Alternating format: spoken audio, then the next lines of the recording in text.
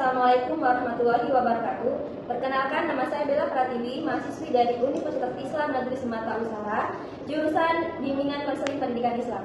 Nah, di sini saya tidak sendiri, saya akan mengundang dua teman saya yang ahli dalam bidang ini, mengenai tentang desensitasi sistematis yang mungkin kalian sudah pernah mendengar atau mungkin belum sebelumnya. Ini adalah sebuah teknik psikologis yang untuk membantu mengatasi ketakutan atau kecemasan tertentu. Nah, menariknya teknik ini dapat mengelola stres maupun kecemasan akibat paparan dari berita tertentu. Nah, tanpa berlama-lama dan pasti kalian juga menunggu kan siapa dia teman saya. Langsung saja ya kita undang dia, ini orangnya. Hai Mbak, silakan dulu. Gimana nih kabarnya Mbak? Ya, alhamdulillah saya sehat. Coba dong kenalkan dulu biar di rumah tahu siapa Mbak sebenarnya. Halo teman-teman, perkenalkan saya Fiarisa, saya berprofesi sebagai konselor. Nah, pada hari ini saya diundang ke podcast Women Talk. Ini podcast yang cukup menarik ya teman-teman. Di sini kami akan membahas tentang banyak hal. Saya sering diundang ke podcast untuk membahas mengenai mental health, anxiety, atau people pleaser yang sekarang tuh lagi marak-maraknya di dunia era global sekarang ya Mbak. Nah, benar sekali nih, sesuai dengan tema kita pada hari ini tentang tadi disebutkan Mbak Fiarisa tentang anxiety, mental health, people pleasure. Nah, di sini mungkin Mbak Fiarisa di sini akan lanjutin ya masalah tentang ini. Bisa kita lihat di zaman sekarang itu khususnya di generasi Gen Z ini banyak sekali mengalami timbul-timbul gejala-gejala anxiety di umur yang masih mencakup muda ya Pak. Saya banyak melihat kasus-kasus dan saya sudah riset juga, sebagian besar dari rakyat Indonesia ini di Gen Z itu di umur yang masih belia mereka sudah mengalami gejala-gejala mental health. Nah, untuk itu saya pernah menangani kasus tentang anxiety ini.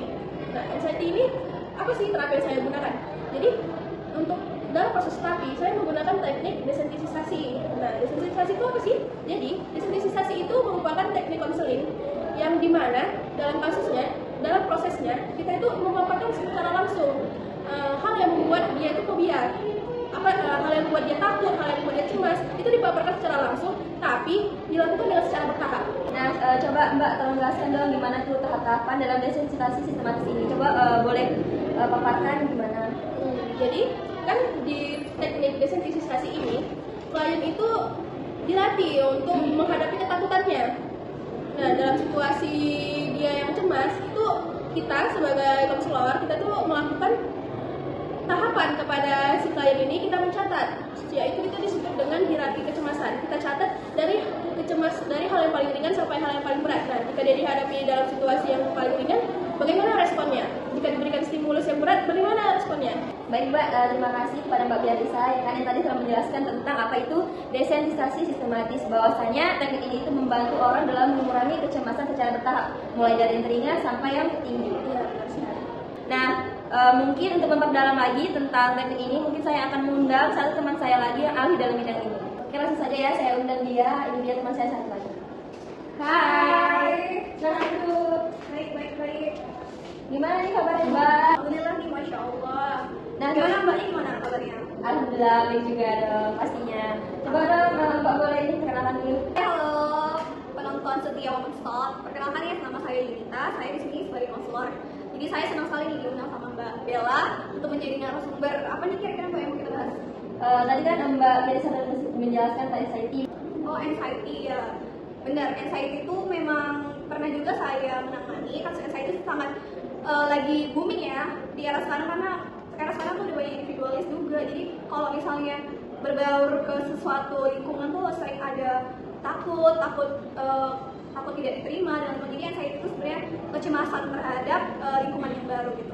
Banyak sekali sih, ada gejala yang ringan sampai gejala yang berat. Bisa aja kalau gejala berat itu sampai muntah-muntah, kayak tinggi seperti itu. Nah, jadi kehadiran Mbak di sini mungkin akan membantu klien yang mungkin mengalami tentang fobia itu, jadi bisa mengurangi kecemasannya.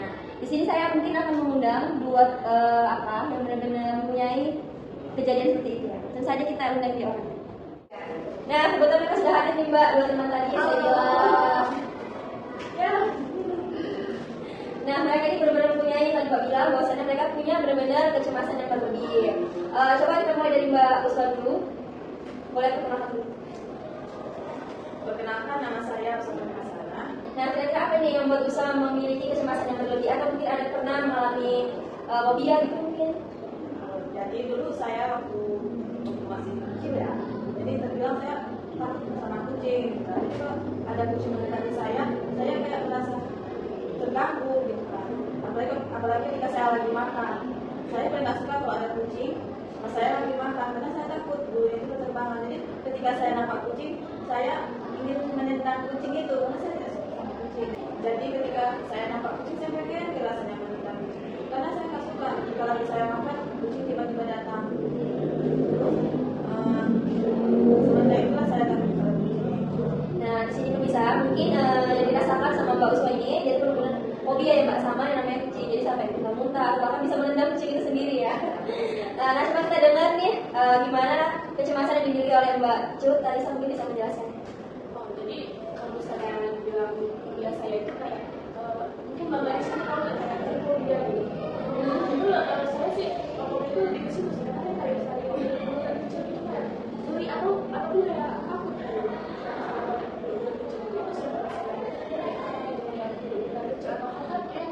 kecil-kecil tapi dia tuh banyak gitu. Itu yang saya takut gitu. Sampai kayak ada kalau misalnya dia kayak gitu kayak langsung bayang-bayang pikiran saya seperti itu. Sampai sekarang Mbak, kalau Sampai sekarang.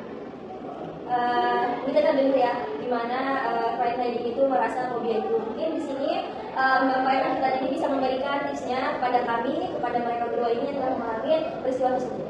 Oke, jadi di sini saya akan menangani kecemasan dari saudari Cut mengenai hypofobia. Jadi hypofobia, seperti kita tahu bahwa ketakutan akan hal-hal yang berbintik-bintik bisa dalam bentuk kecil maupun skala besar. Oke, jadi kita bisa mulai aja dulu ya pelaksanaan dari relaksasi sistematis ya. Sebelum itu saya jelasin dulu. Jadi yang pertama saya akan melakukan relaksasi otot. Lalu nanti kita mainkan peran ini. Oke, langsung kita mulai aja ya. Baik, saudari Cut boleh di sebelah saya. Jadi saya di sini yang akan memandu untuk pelatihan relaksasi. Sebelumnya kita tuh harus membuat klien ini merasa nyaman, rileks dan tidak tegang supaya respon akan aku tubuh. Oke? Apakah saudari Cut sudah rileks? Duduknya sudah nyaman? Sudah. Mau sadar atau? Sadar aja? Oke. Oke, bagus. Jadi sekarang mulai tarik nafas dulu sebanyak 3 kali lalu pejamkan mata. Silakan. Nah, sekarang kita akan mulai nih dengan sekarang kamu sudah relax, sudah membayangkan. Lalu sekarang kamu bayangkan pola-pola titik kecil. Udah dapat bayangannya? Sudah. Lalu apa yang kamu rasakan? Bisa kayak bunyi. Oke, sekarang coba kamu bayangin tempat yang paling nyaman. Santai, dengan silakan. Sudah Bu. Oke, sekarang kamu sedang bayangkan mana? Saya sedang membayangkan saya ada di pantai. Seperti apa pantai? Pantainya itu bersih, sepi, ombak-ombak yang mengalir deras.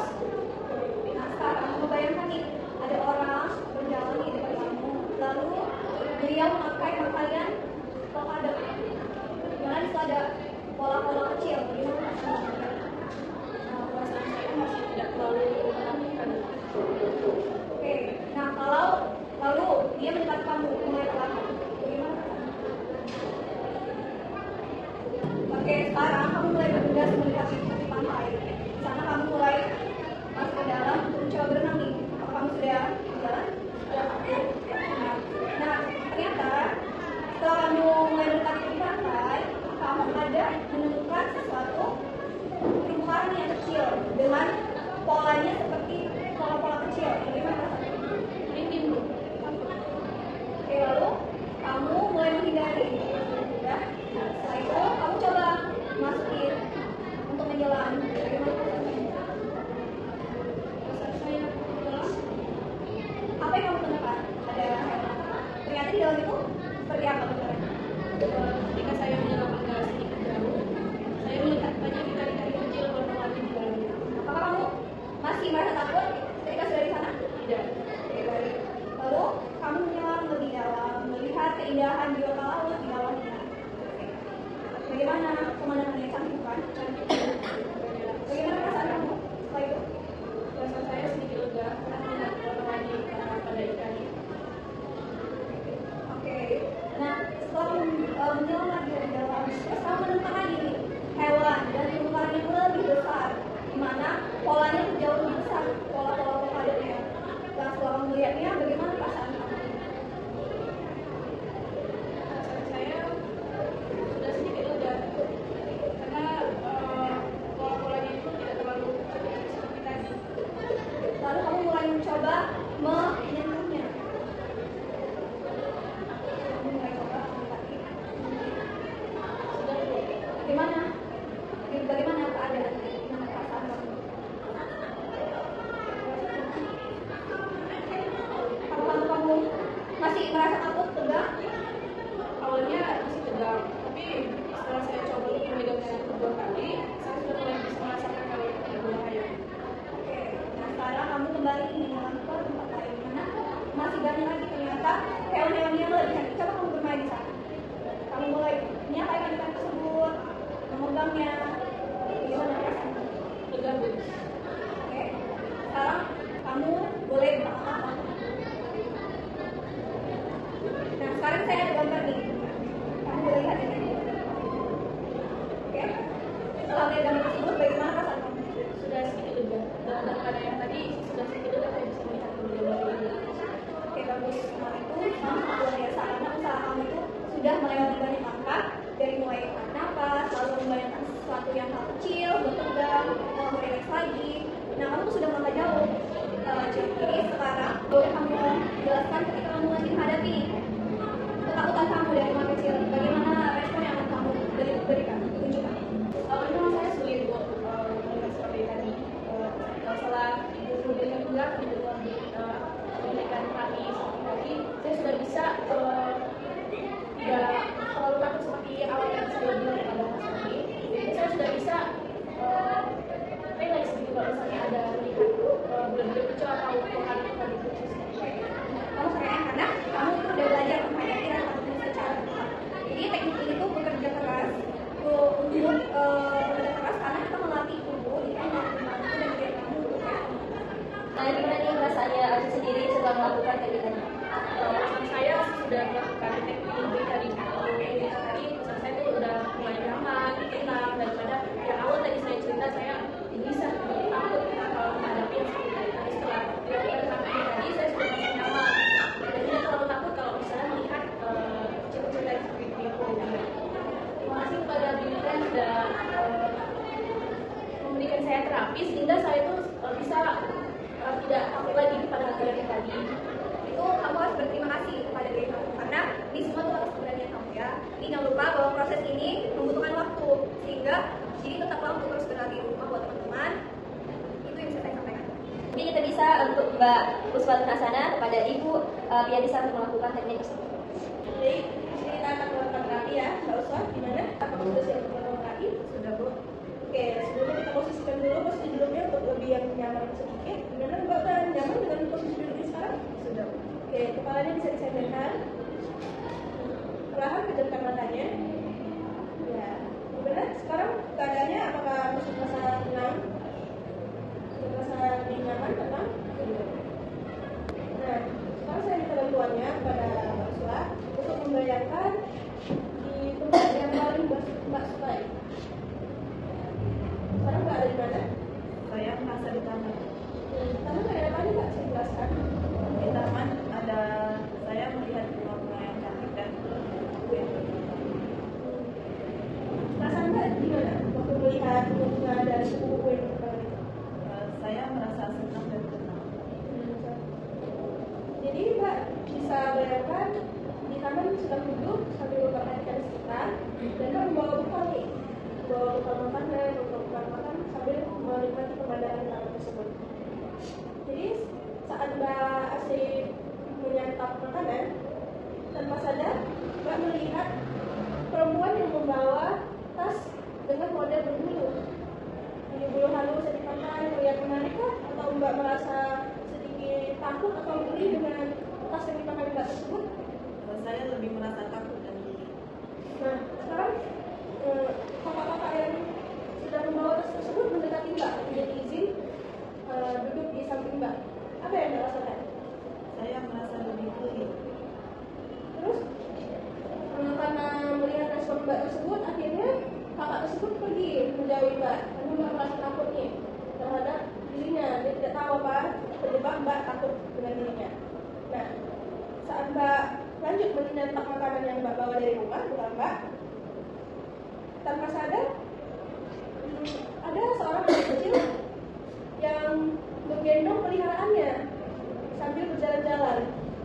Peliharaan yang dibawa itu adalah seekor anjing. Apakah saat melihat seekor anjing pun juga merasa takut? Saya merasa takut pada anjing tersebut. Apa yang membuat mbak takut dengan anjing tersebut? Yang saya merasa takut, saya takut digigit oleh anjing itu. Nah, oke. Nah, si anak pun pergi mengambil anjing yang dia miliki. Mbak lanjut menikmati suasana taman tersebut. Mbak menikmati anak kecil yang tertawa bersama orang tuanya. Ada kupu-kupu yang berterbangan, Mbak menempel di bunga-bunga yang indah. Bunga-bunganya berwarna-warni sehingga Mbak merasa menarik untuk memetiknya. Terus saat Mbak berjalan mencoba untuk memetik salah satu bunga yang ada di taman, Mbak melihat seekor kucing dari arah seberang Mbak.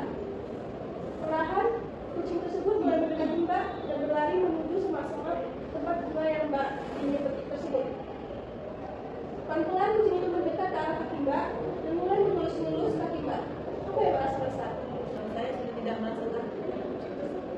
Kenapa Mbak tidak merasa takut dengan kucing tersebut? Karena saya pikir kucing itu semenakutkan itu setelah dia mendekati saya. Tidak sempurna itu. Ya. Bagaimana Mbak Sana masih merasa tetap? Coba posisinya dinyamakan lagi.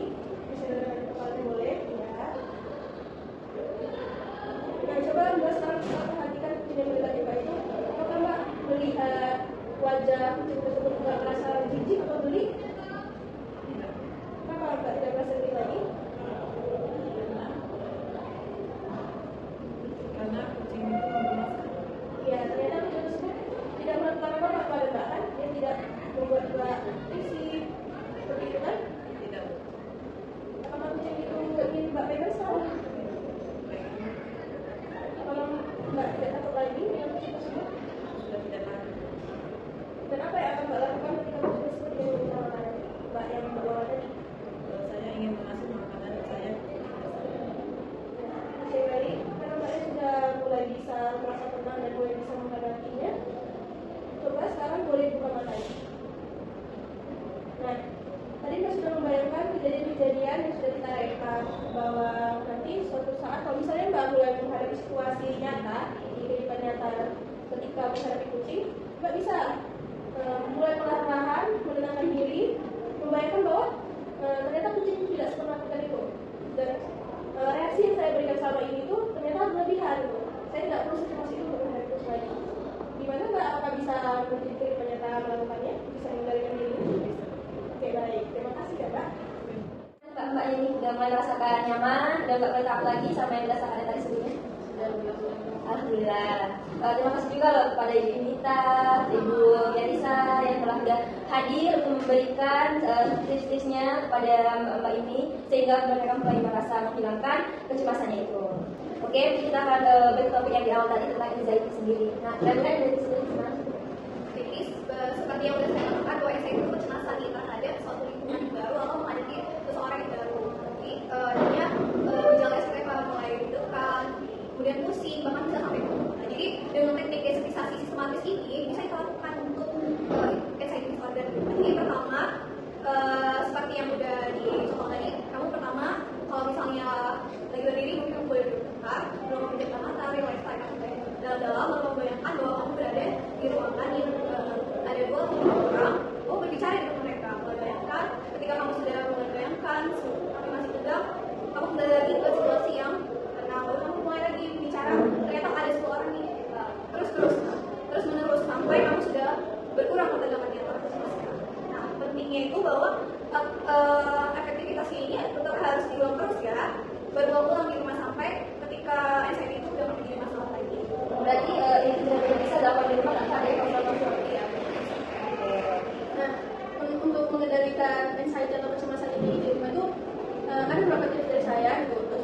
anxiety. Untuk mengendalikan anxiety kan sulit untuk disembuhkan, tapi bisa dikendalikan dan bisa dikurangkan. Nah, dengan bagaimana sih cara kita melakukannya secara mandiri di rumah? Pertama, tips dari saya itu pertama itu kita harus benar-benar merasa tenang, benar-benar merasa relax. Lalu ketika mulai muncul gejala-gejala tersebut, kita coba untuk tarik nafas dalam-dalam sampai kita merasa lebih tenang. Terus yang kedua itu bagaimana mengalihkannya? Kita bisa fokus ke hal-hal yang kita sukai. Kita bisa melakukan aktivitas yang kita sukai, kayak misalnya memasak atau memberesin rumah atau mungkin menggambar. Kita bisa melakukan hal-hal yang paling kita sukai, entah berjalan-jalan. Nah, kita yang ketiga itu bisa melakukan metode 5-4-3-2-1. Nah, apa sih metode 5-4-3-2-1 itu? Jadi metode ini tuh kita itu melakukan identifikasi 5 benda yang terlihat. Yang keempat, kita mengidentifikasi 4 benda yang di sekitar situ, 3 suara yang terdengar, 2 bau yang tercium, dan 1 rasa yang dirasakan untuk menghentikan pikiran negatif yang menyebabkan kita cemas. Terus yang keempat itu kita bisa melakukan olahraga teratur. Untuk apa olahraga? Nah, dengan kita melakukan olahraga yang teratur, badan kita yang jasmani kita yang sehat, itu bisa mengurangi kecemasan kita. Terus yang terakhir itu kita harus menjaga pola makan kita juga. Dengan menjaga pola makan itu bisa meningkatkan mood kita dan mengurangi stres kita. Oke, baik, itu dari saya saja untuk mengendalikan kecemasan secara mandiri. Oke, baik, terima kasih pada Ibu. Berarti kredit ini sendiri ini sepenuhnya berarti nggak tergantung ya, tapi dia perlahan-lahan mulai mengharuskan kecemasan dia. Saya menurut ini bahwa latihan atau exercise yang kita lakuin itu kita harus coba menghadapi masalah tersebut. Jadi saya itu ada latihan nih, tapi kita nggak coba nih exercise langsung nih kayak saya gitu. Tetap kita harus coba langsung berbicara langsung di depan orang yang sangat kenal. Lalu karena misalnya saya menghentikan dari proses awal hingga ke akhir itu seperti apa sih? Tidak hanya diterapkan di rumah, tapi harus diterapkan di dunia nyata juga. Baik, mungkin penonton di rumah bisa melakukan ini di rumah, dan terima kasih juga kepada Bapak ini yang telah hadir pada hari ini. Mungkin next time kita bisa berjumpa lagi dalam keadaan sehat walafiat. Terima kasih sudah menonton podcast kami. Sampai jumpa lagi. Aku dari Ya, ada lagi. dulu